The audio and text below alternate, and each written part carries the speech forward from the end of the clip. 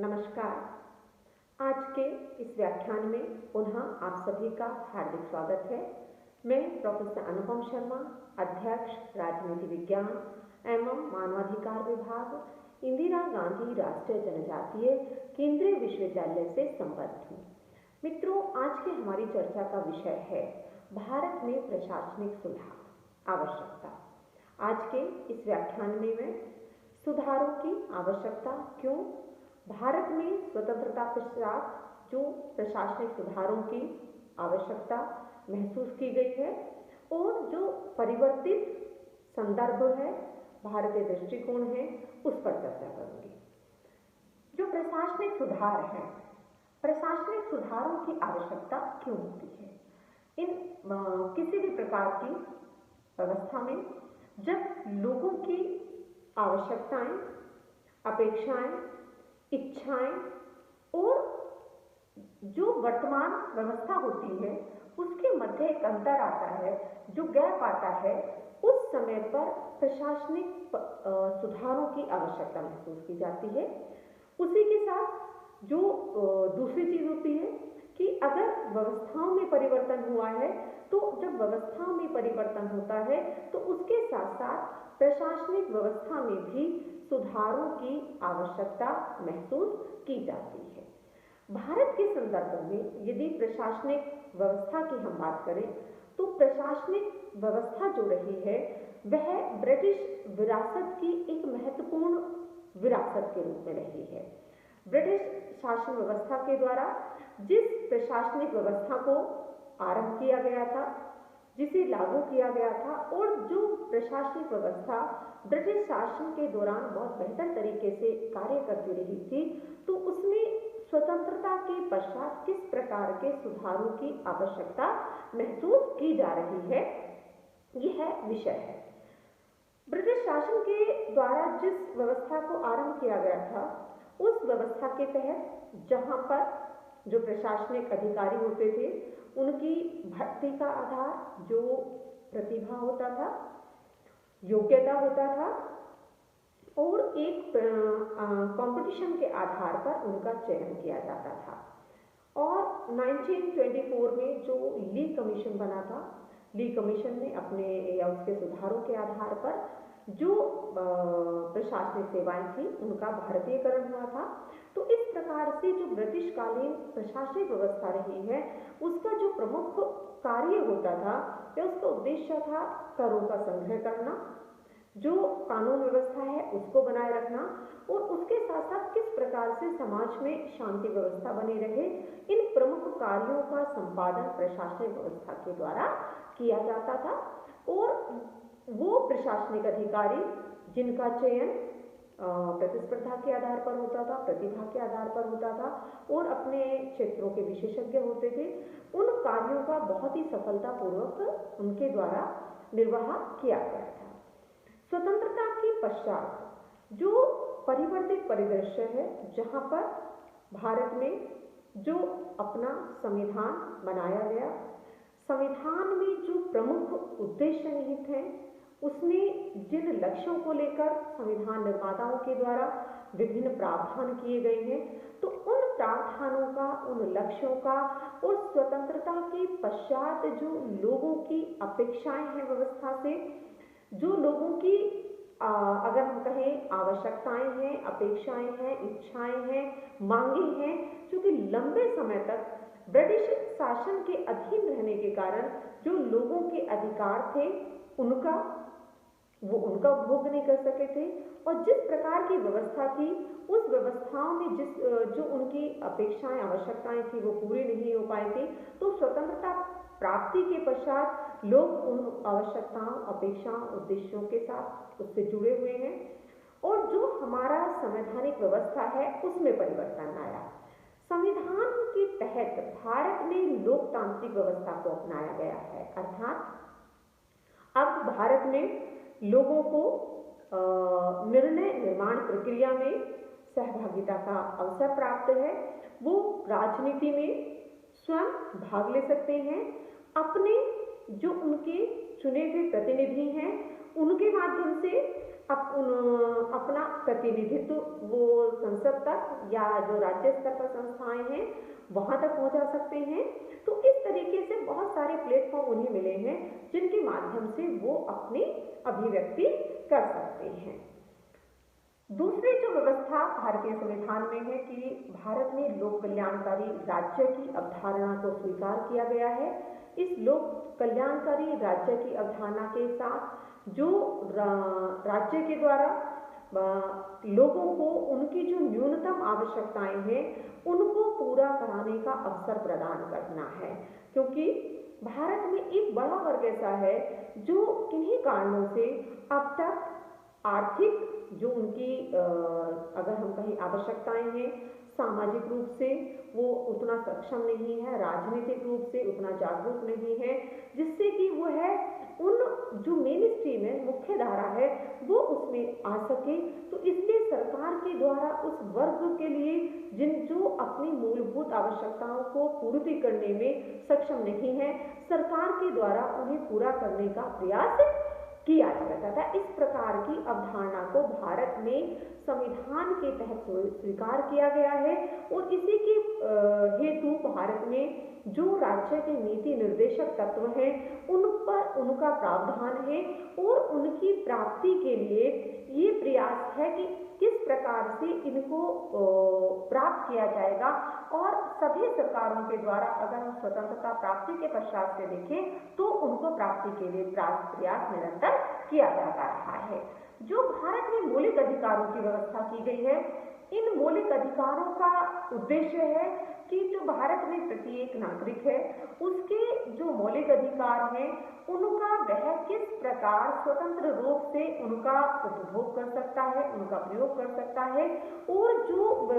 प्रावधान किए गए हैं, जो न्यायिक प्रावधान किए गए हैं, उन न्यायिक प्रावधानों के तहत किस प्रकार वह न्याय प्राप्त कर सकता है अगर उसके अधिकारों का किन्हीं परिस्थितियों में हनन होता है। तो उसके लिए भारत में जो मौलिक अधिकार हैं उनकी व्यवस्था की गई है कि व्यक्तियों का चहुमुखी विकास संभव हो सके, और ये विकास किस प्रकार से संभव हो सकता है उनके लिए मौलिक अधिकारों का प्रावधान भारतीय संविधान में किया गया है। भारतीय संविधान में जो एक और चीज पर बल दिया गया है कि किस प्रकार से स्थानीय स्तर पर विकास संभव किया जा सके, क्योंकि जो भारत में जब संविधान निर्माण हुआ है वहां पर भारत की जनसंख्या का एक बड़ा भाग गांवों में निवास करता था। तो गांवों का विकास किस प्रकार से हो, जैसे कि महात्मा गांधी जी कहते थे कि अगर भारत का विकास करना है तो गांवों का विकास किया जाए। तो अगर भारत को विकास के मार्ग पर लेकर जाना है, विकास के लक्ष्य को प्राप्त करना है, तो उस लक्ष्य को तभी प्राप्त किया जा सकता है जब ग्रामीण स्तर पर विकास किया जाए। तो उन ग्रामीण स्तर पर विकास के लिए संविधान में प्रावधान किए गए हैं, नीति निर्देशक तत्वों में प्रावधान है, और उसी के द्वारा स्वतंत्रता के पश्चात से सरकारों के द्वारा भी समय समय पर इस प्रकार के कार्यक्रम चलाए गए हैं, इस प्रकार के कानून पास किए गए हैं जिससे कि ग्रामीण विकास संभव हो सके। ये परिवर्तन आया है स्वतंत्रता के पश्चात। महिलाओं के उत्थान की यदि हम बात करें, सशक्तिकरण की हम बात करें, तो भारत में जहां मौलिक अधिकारों में किसी भी आधार पर जो भेदभाव है उसको निषेध किया गया है, तो उसके तहत महिलाओं को समान अधिकार प्राप्त हैं। भारत में नीति निर्देशक तत्वों के तहत जो प्रावधान किए गए हैं महिलाओं के उत्थान पर, वहां पर बल दिया गया है। और इसी के साथ स्वतंत्रता के पश्चात सरकारों के द्वारा जो विभिन्न प्रकार के हम कहें कानून बनाए गए हैं, कार्यक्रम चलाए जा रहे हैं, उनके लिए जो लागू करने के लिए जिस प्रशासनिक तंत्र की आवश्यकता होती है वो भी महत्वपूर्ण हो जाता है। ये जो महिलाओं के विकास के ऊपर बल है, विकास उनके शैक्षिक विकास की बात करें, उनके स्वास्थ्य के सुधार की हम बात करें, उनका आर्थिक सशक्तिकरण है, पंचायती राज में उनकी भूमिका है, तो इसके तहत सरकार के द्वारा विभिन्न प्रकार के कार्यक्रम बनाए गए हैं। और राजनीतिक रूप से देखें कि किस प्रकार से नीति निर्माण में और डिसीजन मेकिंग में अगर हम कहें स्थानीय स्तर पर उनकी सहभागिता सुनिश्चित हो, तो भारत में उसके लिए संवैधानिक संशोधनों के माध्यम से, जो 73वां और 74वां संवैधानिक संशोधन है, उसके माध्यम से उनके लिए जो सीटें हैं वो भी आरक्षित की गई हैं कि आरक्षित सीटों पर जो महिलाएं हैं जब वो चुनकर आएंगी तो निर्णय निर्माण प्रक्रिया में उनकी सहभागिता सुनिश्चित होगी और जो भी निर्णय लिए जाएंगे उनमें उन महिलाओं की भूमिका भी सार्वजनिक रहेगी। स्वतंत्रता के पश्चात भारत में विकास के लिए और विकास के लक्ष्य को प्राप्त करने के लिए पंचवर्षीय योजनाओं का आरंभ किया गया था। और अगर इन पंचवर्षीय योजनाओं के लक्ष्यों की उद्देश्यों का विश्लेषण करें तो उसमें स्पष्ट रूप से देखा जा सकता है कि जो प्रथम 2 परियोजनाएं, पंचवर्षीय योजनाएं 3 हैं, उनमें प्रमुख रूप से जो बल दिया गया है वो कृषि सुधारों को लेकर दिया गया है। कृषि सुधार हो, कृषि के क्षेत्र में किस प्रकार से विकास हो और किस प्रकार से ग्रामीण स्तर पर विकास किया जा सके। उसके पश्चात जो पंचवर्षीय योजनाओं के अगर हम लक्ष्यों को देखें तो उन लक्ष्यों में जहां पर गरीबी उन्मूलन है तो वहीं पर शिक्षा का विकास है। शिक्षा के विकास के साथ साथ जहां पर महिलाओं एवं बच्चों के विकास की बात कही गई है तो वहीं पर उसके साथ साथ रोजगार के अवसर किस प्रकार से अधिक उपलब्ध कराए जाएं, इस बात का भी उसमें समावेश किया गया है। जो ये पंचवर्षीय योजनाएं रही हैं, अगर हम उन्हें कहें कि वो समग्र भारत को समग्र विकास की ओर लेकर जाती हैं तो ये पूरी तरह से उन चीजों को समावेश करता है। तो ये जो समग्र विकास इन पंचवर्षीय योजनाओं के माध्यम से रखा गया है, उन पंचवर्षीय योजनाओं को किस प्रकार से बेहतर तरीके से लागू किया जाए जिससे कि जो अपेक्षित परिणाम है उनको प्राप्त किया जा सके और उन लक्ष्यों को प्राप्त किया जा सके जिन लक्ष्यों को प्राप्त करने का उद्देश्य उसमें रखा गया है। ये है जो भारत में स्वतंत्रता के पश्चात का जो बदला हुआ परिवेश है, उसमें किस प्रकार की जो प्रशासन है उस तंत्र की आवश्यकता है, उसमें कैसे परिवर्तन लाया जाए या उसमें सुधार की आवश्यकता क्यों महसूस की गई है। तो जैसा कि मैंने अभी आरंभ में कहा था कि भारत में जो प्रशासनिक ढांचा है, जो हमारा प्रशासनिक तंत्र है, वह ब्रिटिश विरासत का परिणाम स्वरूप जो मिला है वह है। उसमें संगठनात्मक स्तर पर बहुत ज्यादा परिवर्तन न करते हुए उसको अक्षुण्ण बनाए रखा गया है। और ये जो सारी चीजें हैं, ये जो परिदृश्य बदला है, अब इसके तहत वह किस प्रकार से कार्य करे जिससे कि उसमें परिवर्तन उन आवश्यकताओं के दृष्टिगत जो ये संदर्भ बदला है, जो संवैधानिक मूल्य आए हैं, जो संवैधानिक लक्ष्य आए हैं और जो सामाजिक रूप से परिदृश्य बदला है कि लोग जहां पर अब स्वतंत्रता प्राप्ति के पश्चात जागरूक हैं, वो अपनी मांगों को लेकर मुखर हो रहे हैं। राजनीतिक रूप से जो उनकी सहभागिता बढ़ी है व्यवस्था में, उस सहभागिता में जहां पर उनका निर्णय निर्माण प्रक्रिया में उनकी सहभागिता सुनिश्चित हुई है, तो वहां पर अब जो प्रशासनिक मशीनरी है वो किस प्रकार से कार्य करे। क्योंकि जो स्वतंत्रता प्राप्ति से पूर्व जो मशीनरी थी वो एक ऐसा तंत्र है जो ब्रिटिश शासन के लक्ष्यों को प्राप्त करने में सक्षम था और बहुत कुशलता के साथ, बहुत सफलता के साथ उसने ब्रिटिश शासन के जो लक्ष्य थे उसको प्राप्त करने में सहायता प्रदान की थी। स्वतंत्रता प्राप्ति का जो भारत का परिदृश्य है, वहां पर पंडित नेहरू जी के द्वारा और सरदार वल्लभ भाई पटेल जी के द्वारा भी भारतीय प्रशासनिक मशीनरी की अगर हम कहें तारीफ की गई थी, और पटेल जी ने तो कहा था कि ये मशीनरी ऐसी है कि जिस प्रकार से यह कार्य करती है, अगर वो कार्य वह ना करे तो अराजकता की स्थिति हो जाएगी। तो इस प्रकार से हम देखें कि स्वतंत्रता के पश्चात भी उसमें कुछ समय तक वो उसका जो शैली है वो बनी रही। लेकिन जो एक समस्या रही है कि जो भारत में जो प्रशासनिक तंत्र रहा है वो नियामकीय कार्य करने में तो सक्षम रहा है, लेकिन वह कभी जन कल्याण से नहीं जुड़ा है। उसका जो लक्ष्य है वो लोगों का विकास नहीं रहा, जन कल्याण नहीं रहा, लोगों से भावनात्मक लगाव का अभाव है, लोगों से संवेदनशीलता का अभाव है। वह एक ऐसी मशीनरी के रूप में कार्य करता है जिसका उद्देश्य वो जो निर्धारित लक्ष्य है उनको पूरा करना है, जो कि मैंने अभी अपने प्रथम उसमें जिन चीजों को इंगित किया था। लेकिन जो ये परिदृश्य बदला है स्वतंत्रता प्राप्ति के पश्चात, अब वह भारत का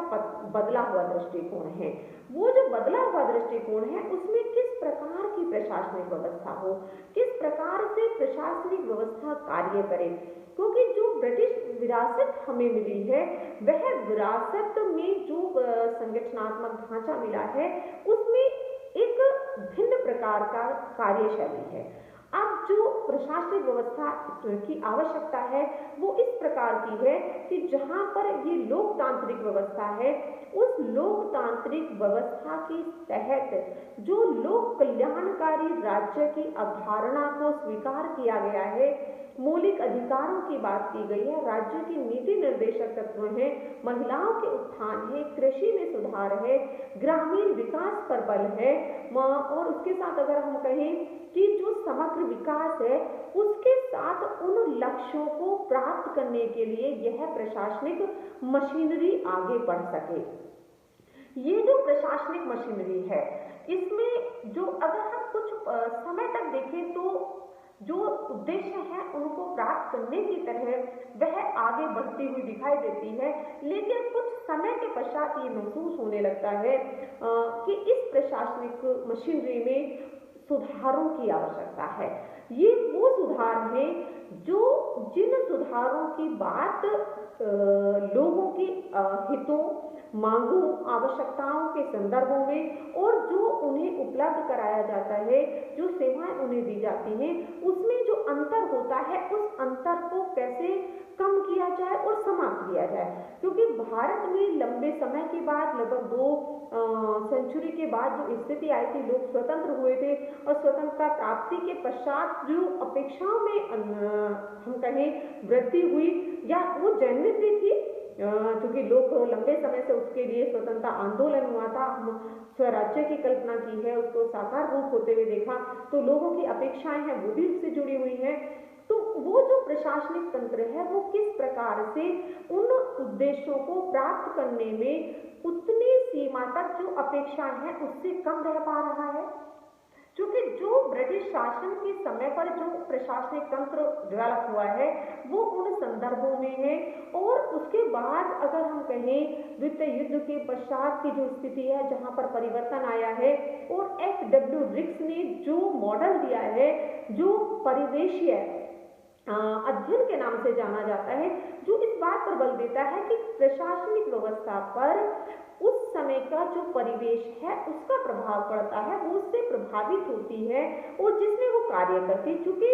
जो प्रशासनिक व्यवस्था है वो वैक्यूम में कार्य नहीं करती, वो एक परिवेश में काम करती है। तो परिवेश किस प्रकार का है, तो भारतीय संदर्भ जो उस समय पर है वहां पर वो एक ऐसे संक्रमणकालीन दौर से गुजरता है जहां पर हम स्वतंत्रता प्राप्त करने के पश्चात लोकतांत्रिक व्यवस्था की तरफ आगे बढ़ रहे हैं, विकास का लक्ष्य सामने है, जो लोक कल्याणकारी राज्य कार्यक्रम है वो सरकारों के द्वारा बनाए गए हैं, लेकिन जो हमारा प्रशासन है वो प्रशासन जो संगठनात्मक स्तर पर वही है और उसमें कोई मूलभूत अंतर नहीं दिखलाई देता। क्योंकि जब प्रशासनिक व्यवस्था में सुधारों की बात होती है तो सुधारों में जहां उसकी संरचना में सुधार होना चाहिए वहां उसके साथ साथ उस प्रक्रिया में भी सुधार होना चाहिए, क्योंकि प्रक्रिया किस प्रकार प्रकार से का पालन किया जाता है वो भी महत्वपूर्ण हो जाती है। लोकतांत्रिक व्यवस्था में, प्रशासनिक व्यवस्था में भी लोकतांत्रिक विशेषताएं न केवल परिलक्षित हो बल्कि उनका पालन भी हो, जिससे कि लोकतांत्रिक आदर्शों को, मूल्यों को, लक्ष्यों को प्राप्त किया जा सके। तो भारत में जिस विकास को लोकतांत्रिक व्यवस्था के तहत प्राप्त करने का उद्देश्य रखा गया है, तो वहां पर ये जो प्रशासनिक तंत्र है उसमें भी लोकतांत्रिक विशेषताओं का समावेश होना आवश्यक है, जिससे कि वह इन लक्ष्यों को प्राप्त करने के तरफ आगे बढ़ सके, उस मार्ग पर चल सके और उनको पूरा कर सके। भारत में यदि हम उसके पश्चात की ओर देखें तो इस दिशा में जो प्रक्रिया की हम बात करते हैं तो प्रक्रिया में परिवर्तन आया है, लेकिन ये जो परिवर्तन है इस परिवर्तन की गति और जिस गति के साथ हम विकास के लक्ष्य को प्राप्त करना चाहते हैं उसमें एक अंतर है, और वो जो अंतर है वो अंतर दिखलाई देता है उन लक्ष्यों के अपेक्षित परिणाम तक ना पहुंच पाने पर। तो ये जो अंतर है उस अंतर को किस प्रकार से कम किया जाए, ये भी प्रशासनिक सुधार के लिए एक आवश्यकता महसूस की जाती है।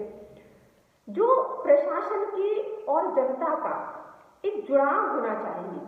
सहभागिता तो लोकतांत्रिक व्यवस्था की विशेषता है वो भी होना चाहिए, और उसके साथ साथ प्रशासन और लोगों के मध्य एक जुड़ाव हो, क्योंकि जो प्रशासनिक तंत्र है वह भारत में और किसी भी अगर हम व्यवस्था की बात करें तो वह जनता और सरकार के बीच मध्य कड़ी का कार्य कर रहा है। सरकार के द्वारा विकास के लिए जो भी कार्यक्रम चलाए जा रहे हैं, जो भी योजनाएं चलाई जा रही हैं, जिन कानूनों का निर्माण किया जा रहा है उनको लागू करने का कार्य जो है वह प्रशासनिक मशीनरी का है। तो यह प्रशासनिक मशीनरी उन कार्यक्रमों को, कानूनों को जब लागू करती है तो वह जनता और सरकार के मध्य कड़ी का काम करती है। तो यहाँ पर जो इस प्रशासनिक व्यवस्था का काम है वह है कि जनता के साथ उसका जुड़ाव हो, वो संवेदनशीलता हो, वह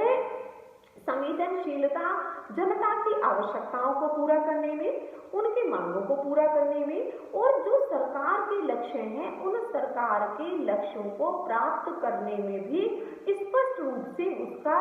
वह दिखनी चाहिए, परिलक्षित होनी चाहिए, लोगों को वह महसूस भी होनी चाहिए। क्योंकि जो जनता है जिसके लिए कि योजनाओं का निर्माण किया जाता है, नीतियां बनाई जाती हैं, उसका उन योजनाओं से लाभान्वित होना जरूरी होता है, उनको दृष्टिगत रखते हुए ही वह कार्य करती है। भारत में जो प्रशासनिक व्यवस्था है वह अगर हम कहें कि सरकार का द मोस्ट विजिबल पार्ट है तो उसे उस रूप में वो दिखलाई देता है, क्योंकि सरकार की नीतियों को जनता तक पहुंचाने में जो एक सबसे महत्वपूर्ण अगर हमें चीज दिखती है तो वह यह प्रशासनिक तंत्र है। तो इस प्रशासनिक व्यवस्था में जो समय के साथ जो बुराइयां उत्पन्न हुई हैं उन बुराइयों को किस प्रकार से दूर किया जाए और उस व्यवस्था को, प्रशासनिक व्यवस्था को इस प्रकार से बनाया जाए कि वह लोगों की अपेक्षाओं पर खरी उतर सके, सरकार के लक्ष्य हैं उनमें आ सके। क्योंकि अगर हम देखें भारतीय प्रशासनिक व्यवस्था का अगर हम मूल्यांकन करें तो उसमें जो कमियां आई हैं या इस तरीके की बुराइयां उत्पन्न हो गई हैं, चाहे वो काम की देरी से लेकर है, जिसे हम लाल फीताशाही कहें, अगर हम उसे कहें असंवेदनशीलता है, सरकार के कार्यों को या कानूनों को क्रियान्वयन में जो ढिलाई दिखलाई देती है वहां पर है, भ्रष्टाचार एक बहुत बड़ी समस्या के रूप में भारत में उभर कर आया है। भारत के पूर्व प्रधानमंत्री श्री राजीव गांधी जी के द्वारा उस चीज को स्वीकार किया गया था कि किस प्रकार से धन ऊपर से चलकर नीचे तक पहुंचता है। तो इस सरकारी धन का दुरुपयोग है, कार्यों में लेट लतीफी है, जनता की सहभागिता प्रशासन में न के बराबर है, प्रशासन में असंवेदनशीलता है। तो ये जो कमियां इस प्रशासनिक व्यवस्था में आई हैं उनको किस प्रकार से दूर किया जाए, क्योंकि जो 20वीं सदी का भारत का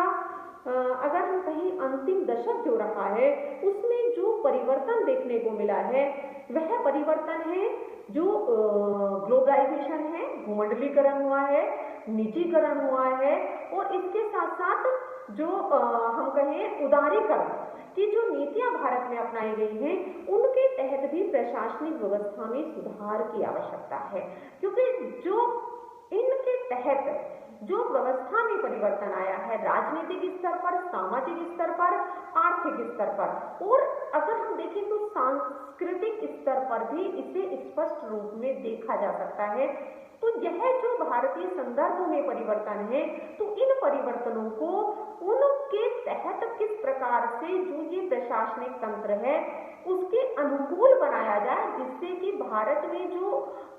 उदारीकरण की, निजीकरण की या भूमंडलीकरण की एक प्रक्रिया अपनाई गई है, उदारीकरण की नीतियां अपनाई गई हैं, उनको वह बेहतर तरीके से लागू करते हुए उन लक्ष्यों को प्राप्त कर सके जिन लक्ष्यों को प्राप्त करने का उद्देश्य रखा गया है। तो ये जो तीनों चीजें हैं उन्होंने भारत के जो परिवेश है उसको परिवर्तित किया है और उसके तहत ये भी मांग की जाती है कि प्रशासनिक व्यवस्था में भी उस तरीके का परिवर्तन हो, सुधार हो, जो कमियां आई हैं उन कमियों को दूर किया जा सके और एक इस प्रकार की प्रशासनिक व्यवस्था बनाई जा सके जिसको कि जो आवश्यकता है वर्तमान संदर्भों में स्वतंत्रता प्राप्ति के पश्चात जो आदर्श रखे गए हैं उन आदर्शों को, मूल्यों को, लक्ष्यों को, उद्देश्यों को प्राप्त करने के लिए उनको पर अगर हम कहें कि उन पर खरा उतर सके तो इन के तहत भारत में प्रशासनिक सुधारों की आवश्यकता स्वतंत्रता की कुछ समय पश्चात से ही महसूस की जाने लगी थी। विभिन्न प्रयास भी किए गए हैं और वर्तमान में भी उन सुधारों को लेकर जो एक चर्चा है, जो एक हम कहें डिबेट है, जो आवश्यकता है उसे वर्तमान में भी महसूस किया जाता है। इसी के साथ आप सभी का बहुत बहुत धन्यवाद।